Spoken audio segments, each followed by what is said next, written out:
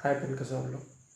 तो आज की वीडियो में हम जानेंगे कि कैसे आज आपको ऐसे 5 पॉइंट बताने वाला हूँ, जो 5 स्टेप है जिससे आप समझ सकते हो कि म्यूचुअल फंड को कैसे सिलेक्ट करते हैं और सही तरीके से म्यूचुअल फंड को ढूंढ के कैसे इन्वेस्ट कर सकते हैं। इन 5 चीज़ों का आपको हमेशा ध्यान रखना चाहिए। तो चलिए बिना टाइम वेस्ट किए शुरू करते हैं आज के वीडियो। सबसे पहले जब भी आप म्यूचुअल फंड सिलेक्ट करते हो ना, किसी भी कैटेगरी का, स्मॉल कैप हो, मिड कैप हो या इंडेक्स फंड ही ले रहे हो, तो सबसे पहले आप गूगल पर जाओ, उस म्यूचुअल फंड का नाम लिखो और देखो क्या म्यूचुअल फंड वो स्टेप 1, क्या म्यूचुअल फंड वो डायरेक्ट है या रेगुलर है।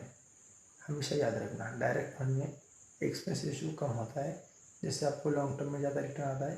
तब आपका पैसा जब ज़्यादा बढ़ता है तब उसमें चार्ज जो है वो कम लगता है और आपको ज़्यादा पैसा मिलता है डायरेक्ट फंड में, और ज़्यादा आपके पैसा आपके पास पोर्टफोलियो रहता है या ज़्यादा आपको मिलता है। रेगुलर फंड में क्या होता है, मान लो अगर आपका 40 लाख ज़्यादा दिखा रहा है तो 20 लाख रुपये रेगुलर फंड वाला ले लेगा, 20 लाख रुपये आपको कम मिलेगा। तो इतना फ़र्क पड़ता है, 1% से बहुत ज़्यादा फर्क पड़ता है। तो हमेशा डायरेक्ट फंड को ही चूज़ करना। नंबर 2, हमेशा जब भी आप म्यूचुअल फंड ले रहे हो तो हमेशा एक्सपेंस रेशियो जितना कम रहेगा, और एग्जिट लोड तो 1% होता ही है, तो इसमें फंडामेंटल टेक्निकल एनालिसिस को सही तरीके से चेक करना बहुत ज़रूरी है। जैसे स्टॉक लेते हो ना, वैसे ही म्यूचुअल फंड को भी हर चीज़ को एक छोटे छोटे से आपको जानना बहुत ज़रूरी है। ये बहुत सारी नॉलेज जो है यूट्यूब पर अवेलेबल है, लेकिन बहुत सारे लोग ये बात आपको बताते नहीं हैं। ये जानना बहुत ज़रूरी है आपके लिए। एक्सपेंस रेशियो और एग्जिट लोड, इन दोनों बातों को हमेशा याद रखना। स्टेप 3 है कि उसका एक बेंचमार्क होता है, मान लो आपको निफ्टी इंडेक्स फंड में इन्वेस्ट करना है, तो उसके बारे में आपको जानकारी होनी चाहिए। उसके बारे में अगर आपने सीधा निफ्टी इंडेक्स फंड ले लिया तो बहुत सारे आ जाएंगे जो इसमें 1% ज़्यादा रिटर्न आता है, 1% कम रिटर्न आता है। लेकिन ये कैसे आता है, क्योंकि हर किसी का एक बेंचमार्क होता है। स्मॉल कैप हो, मिड कैप हो या लार्ज कैप हो या किसी भी कैटेगरी का हो, उसका हर एक बेंचमार्क होता है। तो बेंचमार्क कितना रिटर्न दे रहा है उसके हिसाब से ये परफॉर्म करता है। उसमें भी सेम कंपनीज होती है, इसमें भी सेम कंपनीज होते हैं, लेकिन उसको उस बेंचमार्क को, इस म्यूचुअल फंड को उसको बीट करना पड़ेगा, तब जाके वो अच्छा फंड होता है और उसका ट्रैकिंग रिकॉर्ड और उसके स्टार भी ज़्यादा मिलते हैं। ठीक है, तो ये बातों को हमेशा याद रखना, क्योंकि जितना बार बेंचमार्क को बीट करेगा उतना आपके पोर्टफोलियो के लिए और अपने पैसे ग्रो करने के लिए और आपके लिए अच्छा रहेगा। स्टेप 4 हो गया।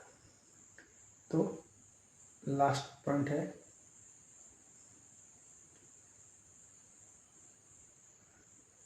तो स्टेप 4 है कि हमेशा एयूएम देखना, वो फंड कितना बड़ा है, उसमें कितना पैसा आ रहा है, कितना पैसा बाहर जा रहा है, कितने पैसे आ रहे हैं और कितने लोग उसमें से एग्जिट कर रहे हैं या उसमें नए कितने इन्वेस्टर आ रहे हैं। ये हमेशा देखते रहना।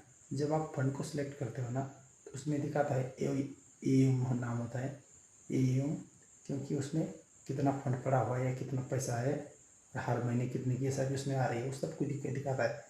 ठीक है, तो आप उसको सही तरीके से देखो और अपनी नॉलेज के हिसाब से इन्वेस्ट करो। और लास्ट और इम्पोर्टेंट है कि रिस्क, क्या आप उतना रिस्क ले सकते हो, क्या आप नए हो, क्या पुराने हो, क्या इतना रिस्क आप ले सकते हो, ये जानना आपके लिए बहुत ज़रूरी है। तो सही तरीके से इन्वेस्ट करना और हमेशा रिस्क को बचा के इन्वेस्ट करना, क्योंकि लॉन्ग टर्म में क्या होता है, रिस्क तो कम होता है लेकिन रिटर्न भी ज़्यादा आता है। लेकिन आपको अभी समझना पड़ेगा कि रिस्क मुझे अभी कितना लेना चाहिए, मेरी उम्र कितनी है। तो अपनी रिस्क के हिसाब से सही तरीके से इन्वेस्ट करोगे तो लॉन्ग टर्म में बहुत पैसा बनाओगे। ठीक है, इन सारी बातों को हमेशा ध्यान में रखना। और सबसे इम्पोर्टेंट, लॉन्ग टर्म में पैसा कमाना है तो डिसिप्लिन और पेशेंस चाहिए। अगर ये 2 चीज़ आप में नहीं है तो आप कितना भी सीख लो या कोई कुछ भी कर लो, मार्केट या स्टॉक मार्केट से आपको पैसा अमीर बनने के लिए ये 2 चीज़ चाहिए, पेशेंस और डिसिप्लिन के साथ अगर आपका पैसा ग्रो करेगा और आप डिसिप्लिन हो, तभी आपका पैसा बनेगा और तभी आप करोड़पति बन पाओगे। वरना इस मार्केट से पैसा कमाना इतना आसान नहीं है। यहाँ पर बड़े बड़े लोग घायल हो चुके हैं हम और आप तो बहुत छोटे लोग हैं। तो सही तरीके से इन्वेस्ट करो, अपनी नॉलेज को बढ़ाओ, नई स्किल को सीखो और जितनी हर साल अपनी एसआईपी को स्टेप अप एसआईपी में डाल के हर साल बढ़ाओ। ठीक है, तो मिलते हैं नेक्स्ट वीडियो में। आज वीडियो अच्छा लगा हो तो लाइक ज़रूर करना, चैनल पर नए हो चैनल को सब्सक्राइब जरूर करना। मिलते हैं नेक्स्ट वीडियो में। जय हिंद।